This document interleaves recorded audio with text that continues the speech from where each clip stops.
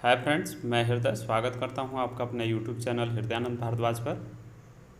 आज दोस्तों हम इस वीडियो में इलेक्ट्रीशियन एंड वायरमैन का जो सीरीज चला रहे हैं, आज का जो टॉपिक नंबर है वो 5 है। इससे पहले 4 टॉपिक पर हम वीडियो दे चुके हैं लेवल 1 का, यानी कि प्रत्येक टॉपिक में जो हमारा क्वेश्चन होता है 20 होता है, तो 4 इसका पार्ट दे चुके हैं, यानी कि 80 तक हम सॉल्व करा चुके हैं।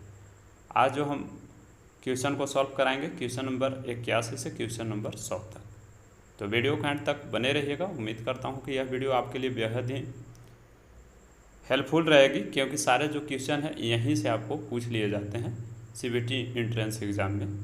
तो वीडियो के अंत तक बने रहिएगा। मैं विश्वास दिलाता हूँ कि आपको इस जो सीरीज़ है आपको 100% सीबीटी एंट्रेंस एग्ज़ाम में सफलता दिलाएगी। और हो सके तो आप एक बार पूरी वीडियो को भी स्टेप बाय स्टेप फिर से देख लीजिएगा एग्ज़ाम देने जाने से पहले, ठीक है। तो आइए बिना देर के वीडियो को शुरू कर ही लेते हैं। और चैनल से अभी तक मेरा जुड़े नहीं होंगे तो ज़रूर चैनल को सब्सक्राइब करके हमसे जुड़ सकते हैं। तो आइए शानदार तरीके से सेशन का शुरुआत करते हैं। और एक बार आप ज़रूर प्लेलिस्ट को भी चेकआउट कर लीजिएगा, क्योंकि लेवल 2 का भी हम एक पार्ट दे चुके हैं, ठीक है। तो लेवल 2 में 2 पार्ट होगी और लेवल 1 में करीब 7 पार्ट हैं। तो आज पार्ट नंबर 5 है, इसके बाद 6, 7 2 पार्ट और बचेगा और सारे क्वेश्चन हम सॉल्व कर लेंगे। तो आइए देख लेते हैं क्वेश्चन नंबर आज 81 से सॉल्व करेंगे। और क्वेश्चन नंबर 81 जो है पॉलीफेज सिस्टम से है और बहुत ही बेहद आसान क्वेश्चन है। यहाँ पर आपसे पूछा गया है 81 में एक 3 फेज सिस्टम में 3 फेज के द्वारा जो स्थापित कोण होता है वह कितना डिग्री का होता है। तो इसके भी 4 ऑप्शन दिए हुए हैं। पहला ऑप्शन है 90 डिग्री, दूसरा ऑप्शन है 120, तीसरा ऑप्शन है 180 और चौथा ऑप्शन है यहाँ पर आपको 270। तो ये 4 ऑप्शन में से जब राइट ऑप्शन चूज कीजिएगा तो 81 का राइट ऑप्शन बी के साथ चला जाएगा। 3 फेज के द्वारा जो कोण बनता है वो 120 डिग्री बनता है। अगर आपसे 2 फेज सिस्टम में पूछ देगा तो वहाँ पर 90 डिग्री राइट ऑप्शन ए के साथ चूज कीजिएगा। तो यहाँ पर 3 फेज के लिए पूछा है तो राइट ऑप्शन बी के साथ हम चूज किए। बेहद महत्वपूर्ण क्वेश्चन है, इसे आप ध्यान में रखिएगा, ठीक है। तो आइए नेक्स्ट देख लेते हैं क्वेश्चन नंबर 82 जो कि बेहद महत्वपूर्ण है। और ये जो क्वेश्चन है पॉलीफेज सिस्टम से ही है और बेहद महत्वपूर्ण ये भी क्वेश्चन है। यहाँ पर आपसे पूछा गया है फेज स्टार कनेक्शन में लाइन धारा और फेज धारा के बीच में क्या संबंध होती है। तो इसके भी 4 ऑप्शन दिए हुए हैं। अब थोड़ी सी इसके बारे में हम बता देते हैं आखिर स्टार कनेक्शन में क्या होता है। तो स्टार कनेक्शन में लाइन धारा जो होती है फेज धारा के बराबर होती है। तो उसी के बीच संबंध पूछा गया तो राइट ऑप्शन यहाँ पर हम बी के साथ चूज करेंगे। अगर आपसे वोल्टेज के बीच संबंध पूछता तो लाइन वोल्टेज जो होती है फेज वोल्टेज का √3 गुना होता है, जो कि राइट ऑप्शन ए के साथ चला जाता है। लेकिन यहाँ पर आपसे लाइन धारा के बारे में पूछा है, इसलिए राइट ऑप्शन हम बी के साथ चूज करेंगे, ठीक है।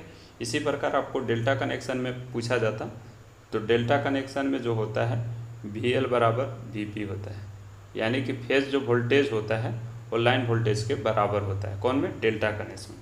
अगर आपको धारा का मान पूछा जाता तो लाइन धारा का मान जो होता है फेज वोल्टेज का √3 गुना होता है। अगर धारा का मान पूछेगा तो IL बराबर √3 IP हो जाएगा, ठीक है। ये डेल्टा कनेक्शन के लिए फेज वोल्टेज और लाइन वोल्टेज दोनों बराबर होता है डेल्टा कनेक्शन में, और लाइन धारा जो होती है वो फेज धारा के √3 गुना होता है। ये डेल्टा कनेक्शन का डाटा है, इसे आप ध्यान में रखिएगा, ठीक है। तो राइट ऑप्शन हम 82 का बी के साथ चूज। तो आइए नेक्स्ट क्वेश्चन देख लेते हैं 83 जो कि बेहद महत्वपूर्ण है। क्वेश्चन नंबर 83 में पूछा गया डेल्टा सिस्टम में 3 फेज शक्ति का सूत्र क्या होता है। तो बेहद महत्वपूर्ण क्वेश्चन है, इसके भी 4 ऑप्शन दिए हुए हैं। जब राइट ऑप्शन चूज कीजिएगा 4 ऑप्शन में से तो यहाँ पर 83 का राइट ऑप्शन जो है बी के साथ चला जाएगा। √3 EL IL cos थीटा, कभी कभी आपको √3 VL IL cos थीटा भी रहेगा, तो वहाँ पर आप इस ऑप्शन को आराम से चूज कर सकते हैं, क्योंकि VL जो होती है EL ही होता है, यानी कि लाइन वोल्टेज लाइन धारा के √3 गुना होता है किसमें? डेल्टा सिस्टम में। तो राइट ऑप्शन यहाँ पर हम 83 का बी के साथ चूज किए, ठीक है। तो आइए नेक्स्ट देख लेते हैं क्वेश्चन नंबर 84 जो कि बेहद महत्वपूर्ण है। क्वेश्चन नंबर 84 में पूछा गया है डीसी जनरेटर डॉट डॉट सिद्धांत पर कार्य करता है, यानी कि जो डीसी जनरेटर होता है वह किस सिद्धांत पर कार्य करता है। तो इसके भी 4 ऑप्शन दिए हुए हैं। पहला ऑप्शन है वैद्युत चुंबकीय प्रेरण के फैराडे के नियम पर, दूसरा ऑप्शन है लेंज के नियम पर, तीसरा ऑप्शन है फ्लेमिंग के बाएं हाथ के नियम पर, और चौथा ऑप्शन है वैद्युत अपघटन के फैराडे के नियम पर। ठीक है, तो ये 4 ऑप्शन में से जब राइट ऑप्शन चूज कीजिएगा तो 84 का राइट ऑप्शन ए के साथ चला जाएगा। डीसी जो जनरेटर होता है वो वैद्युत चुंबकीय के प्रेरण का जो नियम है फैराडे का उस पर आधारित होती है। तो राइट ऑप्शन ए के साथ चूज किए हैं। ठीक है, यहाँ पर जो वैद्युत अपघटन का फैराडे का नियम है वो सेल अथवा बैटरी के लिए लगता है। ठीक है, तो कंफ्यूज नहीं होइएगा, राइट ऑप्शन 84 का हम ए के साथ चूज किए। ठीक है, आइए नेक्स्ट देख लेते हैं क्वेश्चन नंबर 85। क्वेश्चन नंबर 85 में पूछा गया है डीसी शंट प्रकार के मोटर को चलाने के लिए स्टार्टर का प्रकार है, यानी कि जो डीसी टाइप के शंट मोटर होती है उसको चलाने के लिए हम कितने पॉइंट स्टार्टर का उपयोग करते हैं या कौन सा स्टार्टर का प्रयोग करते हैं। ठीक है, तो इसके भी 4 ऑप्शन दिए हुए हैं। पहला ऑप्शन है 3 पॉइंट स्टार्टर का, दूसरा ऑप्शन है पुश बटन स्टार्टर का, तीसरा ऑप्शन है 2 पॉइंट स्टार्टर का, और चौथा ऑप्शन है ड्रम प्रकार के स्टार्टर का। तो ये 4 ऑप्शन में से जब राइट ऑप्शन चूज कीजिएगा तो 85 का राइट ऑप्शन जो है ए के साथ चला जाएगा। डीसी शंट टाइप के मोटर को हम जो चलाने के लिए स्टार्टर का प्रयोग करते हैं 3 पॉइंट स्टार्टर का उपयोग करते हैं। विशेष रूप से यह शंट मोटर के लिए ही उपयुक्त होता है, लेकिन इसको हम शंट एवं कंपाउंड दोनों में प्रयोग कर सकते हैं। ठीक है, लेकिन विशेष रूप से यह शंट मोटर के लिए ही उपयुक्त होता है 3 पॉइंट स्टार्टर। अगर आपसे 2 पॉइंट स्टार्टर के बारे में पूछ देगा तो इसे आप ध्यान में रखिएगा, सीरीज डीसी सीरीज मोटर के लिए यह उपयुक्त होता है 2 पॉइंट स्टार्टर। 3 पॉइंट जो है शंट के लिए और सीरीज के लिए 2 पॉइंट स्टार्टर। तो 85 का राइट ऑप्शन हम यहाँ पर ए के साथ चूज किए, जिसे आप ध्यान में रखिएगा। आइए नेक्स्ट देख लेते हैं क्वेश्चन नंबर 86। क्वेश्चन नंबर 86 में पूछा गया है किसी ट्रांसफार्मर में चुंबकीय फ्लक्स गुजरता है, यानी कि कोई ट्रांसफार्मर होता है उसमें चुंबकीय फ्लक्स कैसे गुजरता है। तो इसके भी 4 ऑप्शन दिए हुए हैं। पहला ऑप्शन है प्राथमिक से द्वितीयक में और द्वितीयक से प्राथमिक में, दूसरा ऑप्शन है प्राथमिक से द्वितीयक में, तीसरा ऑप्शन है द्वितीयक से प्राथमिक में, और चौथा ऑप्शन है इनमें से कोई नहीं। तो ये 4 ऑप्शन में से जब राइट ऑप्शन चूज कीजिएगा तो यहाँ पर 86 का राइट ऑप्शन जो है ए के साथ चला जाएगा। हम जानते हैं कि जो हमारा ट्रांसफार्मर होती है वो म्यूचुअल इंडक्शन के सिद्धांत पर कार्य करती है, और ट्रांसफार्मर का जो चुंबकीय फ्लक्स होता है वो प्राइमरी से सेकेंडरी तथा सेकेंडरी से प्राइमरी की ओर गुजरता है। तो राइट ऑप्शन हम यहाँ पर 86 का ए के साथ चूज करेंगे। तो आइए नेक्स्ट देख लेते हैं क्वेश्चन नंबर 88, जो कि बेहद महत्वपूर्ण है। क्वेश्चन नंबर 88 में पूछा गया है किसी ट्रांसफार्मर की दक्षता का मान अधिकतम कब होता है।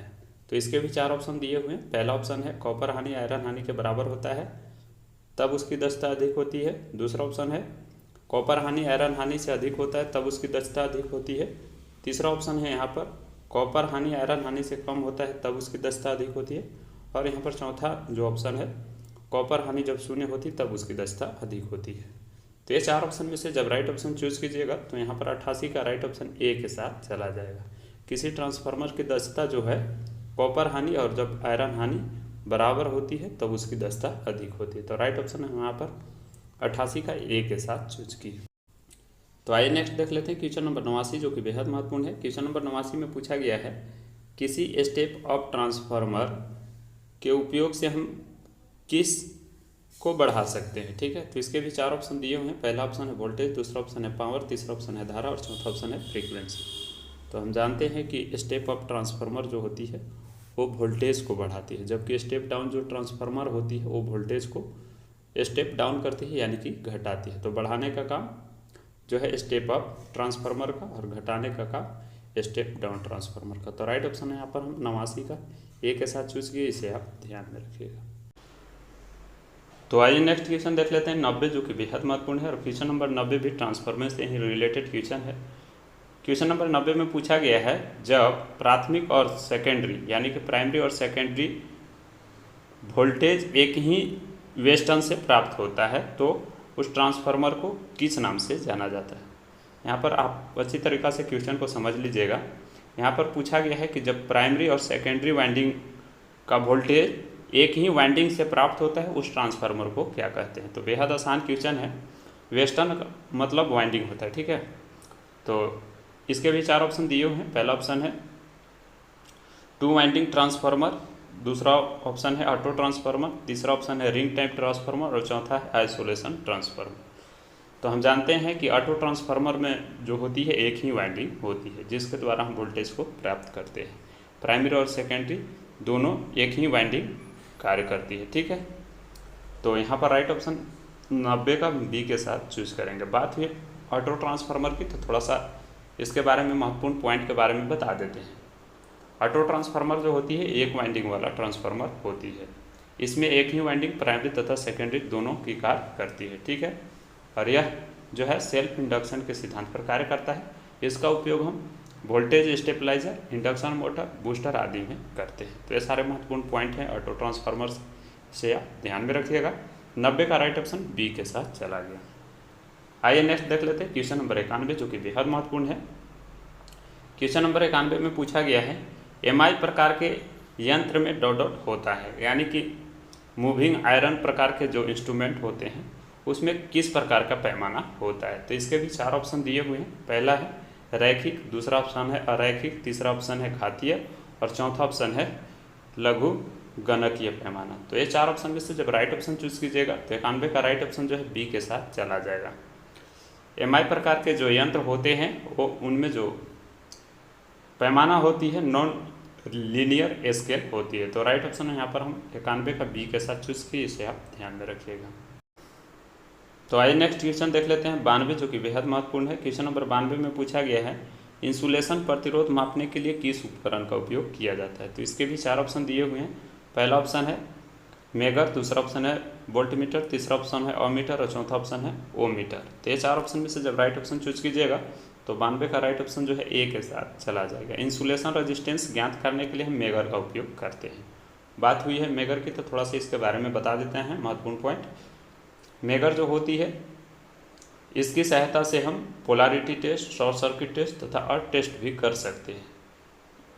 और यह जो होती है मेगा ओम तक माप ले सकती है और इसके द्वारा हम अर्थ एवं इंसुलेशन को भी मेजर करते हैं। तो राइट ऑप्शन यहाँ पर हम 92 का ए के साथ चूज किए। बाकी वोल्ट मीटर के द्वारा वोल्टेज को मेजर किया जाता है, मीटर के द्वारा धारा को, और ओ मीटर के द्वारा हम प्रतिरोध को ज्ञात कर सकते हैं। तो ये महत्वपूर्ण कुछ पॉइंट थे जो आप लोगों को मैंने बता दिया, ठीक है। तो 92 का राइट ऑप्शन हम ए के साथ चूज किया। आइए नेक्स्ट देख लेते हैं क्वेश्चन नंबर अब 93। क्वेश्चन नंबर 93 में पूछा गया है PMMC प्रकार का मीटर का सिद्धांत किसके समान होती है, यानी कि परमानेंट मैग्नेट मूविंग कॉइल जो होती है इस मीटर का सिद्धांत जो होते हैं किसके समान होती है। तो इसके भी 4 ऑप्शन दिए हुए हैं। पहला ऑप्शन है डीसी जनरेटर, दूसरा ऑप्शन है ट्रांसफार्मर, तीसरा ऑप्शन है मूविंग आयरन मीटर और चौथा ऑप्शन है डीसी मोटर।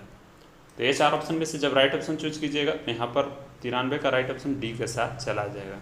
PMMC टाइप के जो मीटर होते हैं उसकी सिद्धांत जो होती है डीसी मोटर के समान होती है। और डीसी मोटर मुख्यतः 3 टाइप से होती है, series DC motor, shunt DC motor और कॉम्पाउंड डीसी मोटर। तो ये भी महत्वपूर्ण डाटा है, इसे आप ध्यान में रखिएगा। 93 का राइट ऑप्शन हम डी के साथ चूज किए। तो आइए नेक्स्ट देख लेते हैं क्वेश्चन नंबर 94, जो कि बेहद महत्वपूर्ण है। क्वेश्चन नंबर 94 में पूछा गया है एक जिनर डायोड की शक्ति का व्यय होता है। तो इसके भी 4 ऑप्शन दिए हुए हैं। पहला ऑप्शन है शून्य भार पर धारा न्यूनतम होता है, दूसरा ऑप्शन है शून्य भार पर धारा अधिकतम होता है, तीसरा ऑप्शन है सदैव शून्य होता है और चौथा ऑप्शन है भार धारा के परिवर्तन से अप्रभावित रहता है। तो ये 4 ऑप्शन में से जब राइट ऑप्शन चूज कीजिएगा तो जिनर डायोड का जो शक्ति का व्यय होता है वो शून्य भार पर धारा अधिकतम व्यय होता है, ठीक है। तो राइट ऑप्शन यहाँ पर हम 94 का बी के साथ चूज किए। तो आइए नेक्स्ट क्वेश्चन देख लेते हैं 95, जो कि बेहद महत्वपूर्ण है। क्वेश्चन नंबर 95 में पूछा गया है पी टाइप अर्धचालक में बहुमत वाले वाहक होते हैं। तो इसके भी 4 ऑप्शन दिए हुए हैं। पहला ऑप्शन है होल्स, दूसरा ऑप्शन है मुक्त इलेक्ट्रॉन, तीसरा ऑप्शन है वैलेंस इलेक्ट्रॉन और चौथा ऑप्शन है न्यूट्रॉन। तो ये 4 ऑप्शन में से जब राइट ऑप्शन चूज कीजिएगा तो 95 का राइट ऑप्शन जो है यहाँ पर हम ए के साथ चूज करेंगे, ठीक है। पी टाइप के अर्धचालक में जो बहुमत वाले वाहक होते हैं वो होल्स के कारण होते हैं। तो राइट ऑप्शन ए के साथ हम चूज करेंगे। और पी टाइप के जो अंतर्गत सेमीकंडक्टर आते हैं वो कौन कौन होते हैं, थोड़ा सा इसे आप ध्यान में रखिएगा। बोरोन, एल्युमिनियम, गैलियम, इंडियम और थेलियम। ठीक है, 95 का राइट ऑप्शन ए के साथ चूज किए। आइए नेक्स्ट देख लेते हैं क्वेश्चन नंबर 96।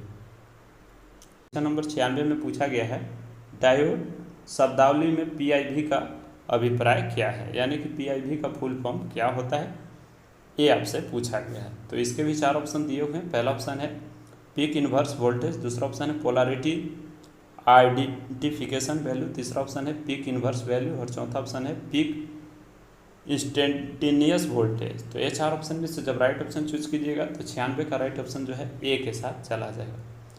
डायोड में जो पीआईवी का अभिप्राय होता है वो पीक इन्वर्स वोल्टेज होता है। तो राइट ऑप्शन ए के साथ हम चूज करेंगे, 96 का राइट ऑप्शन ए के साथ चला गया। तो आइए नेक्स्ट देख लेते हैं क्वेश्चन नंबर 97 जो कि बेहद महत्वपूर्ण है।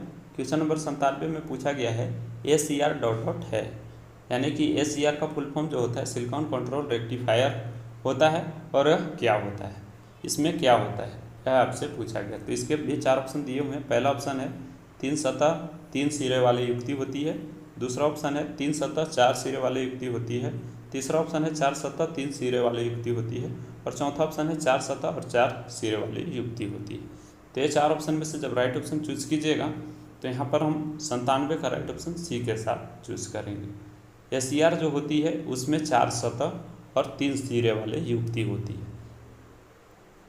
अब हम थोड़ा सा इसके बारे में बात करते हैं ACR के बारे में। तो इसमें लेयर की संख्या जो होती है 4 होती है। तो कौन कौन होती है लेयर, PN, ठीक है, तो PNP और यहाँ पर ये 4 इसका लेयर हो गया। अगर टर्मिनल पूछेगा तो 3 टर्मिनल होता है, एनोड होता है, ठीक है, कैथोड होता है और गेट होता है। टर्मिनल भी अगर कभी कभी दिया रहेगा ऑप्शन में तो ध्यान में रखिएगा। तो टर्मिनल की संख्या 3 होती है, लेयर की संख्या 4 होती है और जंक्शन की संख्या 3 होती है, J1, J2, J3।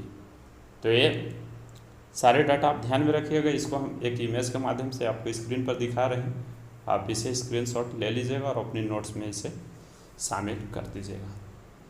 तो यहाँ पर हम 97 का राइट ऑप्शन सी के साथ चूज किए। ठीक है, तो आइए नेक्स्ट क्वेश्चन देख लेते हैं 98 जो कि बेहद महत्वपूर्ण है। यहाँ पर एक बाइनरी संख्या दिया हुआ है, ठीक है, और उसको दशमलव संख्या में बदलना है। ठीक है, तो आइए इसको हम बदल के दिखाते हैं। यहाँ पर 0101 को बाइनरी में हम लिख लिए। अब इसको हम डेसिमल में बदलना होता है तो वही घात वाला रूल से हम इसको बदल लेंगे। ठीक है, पहले हम यहाँ पर 1 लिखेंगे, यहाँ पर 2 लिखेंगे, यहाँ पर 4 लिखेंगे, यहाँ पर 8 लिखेंगे।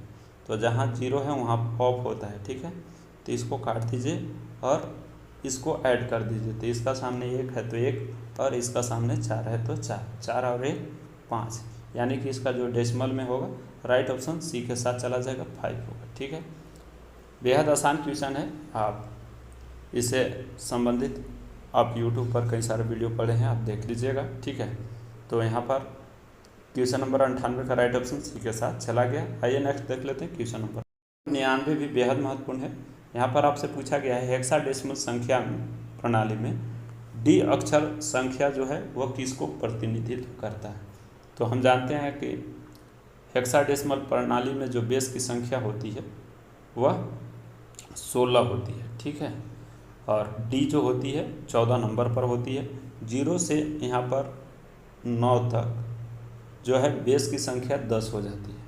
फिर A, B, C, D, तो D कितना नंबर पर है, 14 नंबर पर। तो राइट ऑप्शन यहाँ पर हम जो है D के साथ चूज करेंगे। इसे आप ध्यान में रखिएगा, 99 का राइट ऑप्शन D के साथ चला गया। तो आइए नेक्स्ट क्वेश्चन देख लेते हैं 100 जो कि बेहद महत्वपूर्ण है, और यह जो क्वेश्चन है पार्ट 5 का आखिरी क्वेश्चन है। इसका हम नेक्स्ट पार्ट आपको जल्द प्रोवाइड करेंगे, क्योंकि 8 जुलाई का एग्ज़ाम है तो उससे पहले सारे क्वेश्चन को सॉल्व कराने का हम प्रयास कर रहे हैं। ठीक है, तो इसके बाद 2 और पार्ट बचेगा तो इसको हम जल्द प्रोवाइड आप लोगों को कर देंगे। तो आइए देख लेते हैं क्वेश्चन नंबर 100। निम्नलिखित में से सत्य सारणी किसको दर्शाता है। सत्यता सारणी है इनपुट और आउटपुट। इसको देख करके आपको चयन करना है कि यह किसको दर्शाता है। तो पहला ऑप्शन है यहाँ पर XOR गेट का, दूसरा ऑप्शन है NAND गेट का, तीसरा ऑप्शन है यहाँ पर AND गेट का और चौथा ऑप्शन है OR गेट का। तो ये 4 ऑप्शन में से जब राइट ऑप्शन चूज कीजिएगा तो यहाँ पर 100 का राइट ऑप्शन A के साथ चला जाएगा। यह जो है XOR गेट को प्रतिनिधित्व करता है, ठीक है। तो यहाँ पर ध्यान दीजिएगा इनपुट और आउटपुट, A और B में जो इनपुट का मान है 0 0, तो यहाँ पर आउटपुट में भी 0 आया है। यहाँ पर 0 है तो यहाँ 1 है, तो यहाँ पर आउटपुट में 1 आया है। यहाँ 1 है, यहाँ 0 है तो भी 1 आया, और 1 1 है तो 0 आया। तो यह जो प्रतिनिधित्व करता है XOR गेट प्रतिनिधित्व करता है। इस गेट का उपयोग हम स्पेशल कार्य के लिए करते हैं। तो यहाँ पर 100 का राइट ऑप्शन A के साथ चला गया। और इसी तरह इस पार्ट का आखिरी क्वेश्चन को हम सॉल्व किए और इसका नेक्स्ट पार्ट हम जल्द आप लोगों को प्रोवाइड करेंगे। मिलते हैं फिर नेक्स्ट वीडियो में नई जानकारी के साथ। तब तक के लिए अपना ख्याल रखिएगा और वीडियो हेल्पफुल रहा होगा तो ज़रूर कमेंट करके बताइए।